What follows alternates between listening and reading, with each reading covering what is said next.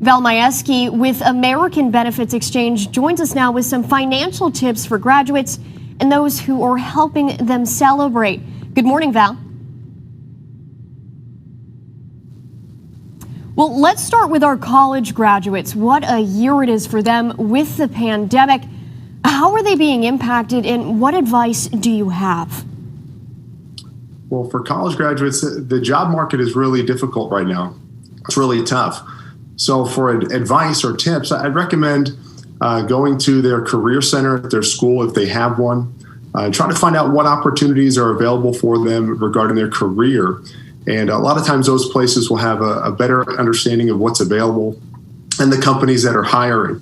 Now, if they're not able to find that ideal job or something in their career field, take something that is available, maybe even part-time, where they can get into the workforce, start earning some money, saving up some cash until that better opportunity or more ideal opportunity presents itself to them. So I know it's difficult for them right now, but start somewhere. Now, what advice do you have for high school graduates? Now, high school is a little different, right? Because that college experience has been altered or changed for some due to the pandemic.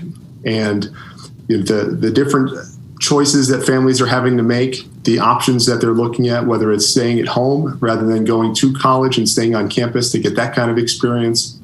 Some folks are even looking at changing schools entirely for something that's more convenient or maybe even more affordable.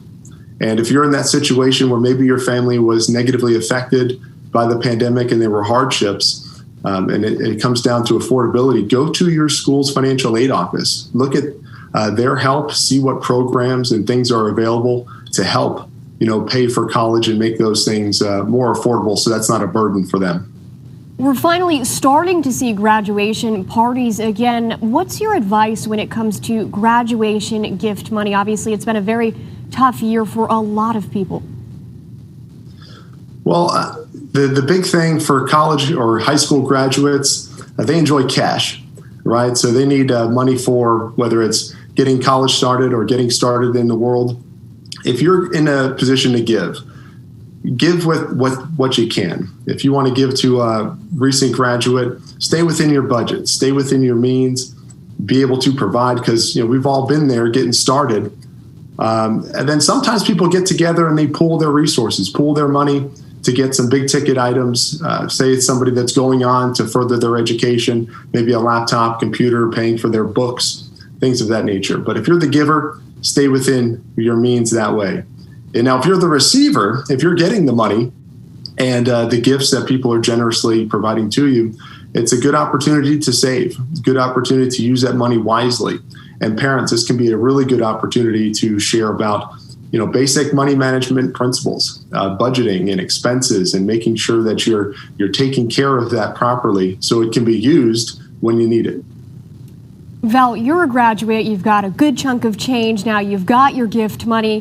What's the best thing to do with it? Do you spend it? Do you save it? And if so, how do you save it?